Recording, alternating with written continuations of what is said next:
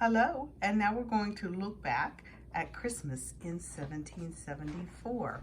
And this was when Felicity would have had her Christmas. So we're going to take a look at what your Christmas would have been like in 1774. The Christmas season in Virginia during Felicity's time was different from this Christmas season we celebrate today. But some things, such as going to church and the pleasures of parties, food, and spending time with friends, were the same then as they are now. Colonists enjoyed good times during Christmastide in the 1700s.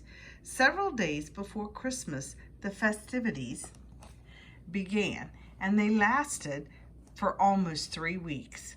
Friends and relatives gathered together for feasts and talk and fun. Men rose early to go fox hunting on horseback. People dressed in their fanciest clothes for parties and balls. Some of the wealthier colonists in Virginia had a home large enough for a ballroom, sometimes with a separate stage for musicians. Some of the balls went on for days and days. One Virginia host was unhappy when his guests insisted on going home after being at his party for 6 days. There's a picture of the fox hunt.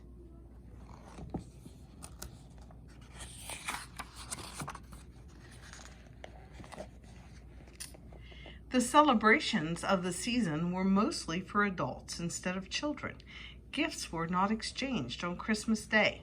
Sometimes, though, children, servants, and slaves were given small special items on New Year's Day, such as candy or coins.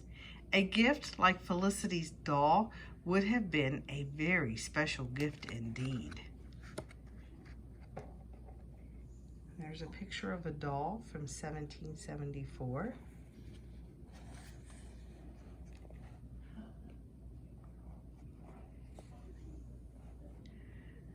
Often the men greeted Christmas Day by shooting their muskets into the air.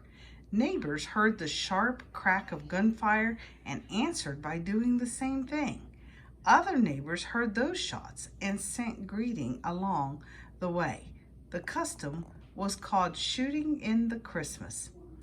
The most important part of Christmas Day was the church service. After church, a large feast provided splendid dining. If you had been at Christmas dinner in a home like Felicity's, you might have had turkey, pork, wild birds, oyster, beef, venison, fall vegetables, and plum pudding.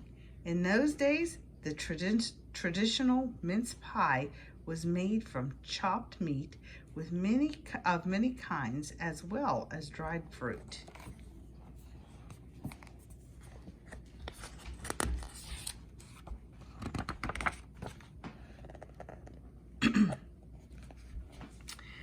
All of the special meals of the holiday time gave colonists an opportunity to show the beauty and order that they valued so highly.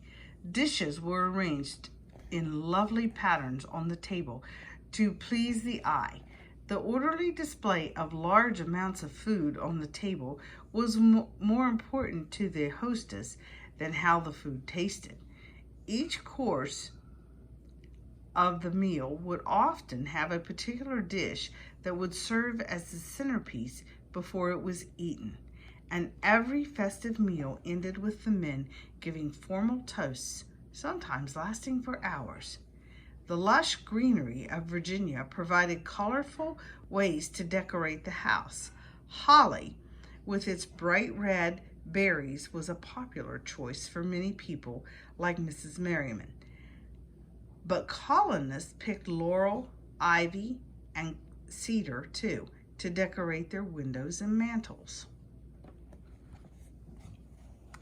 In England, a practical highlight of Christmastide was the Yule log, a giant log that burned for days. Historians believe that colonists in Virginia continued the custom and burned these giant logs in their hearths during the holiday season. Christmastide ended officially on January 6th, 12 days after Christmas. It was common to have a final party on this day, which was called Twelfth Night. In some homes, a cake was baked with a bean in it. Whoever found the bean in his or her piece of cake became king or queen for the day. The Christmas holidays were not this festive everywhere in colonial America. In New England, many people believed that the holiness of Christmas should be honored, so they had no parties or feasting. But in Virginia, during Felicity's Day, Christmastide was a time of joyous celebration.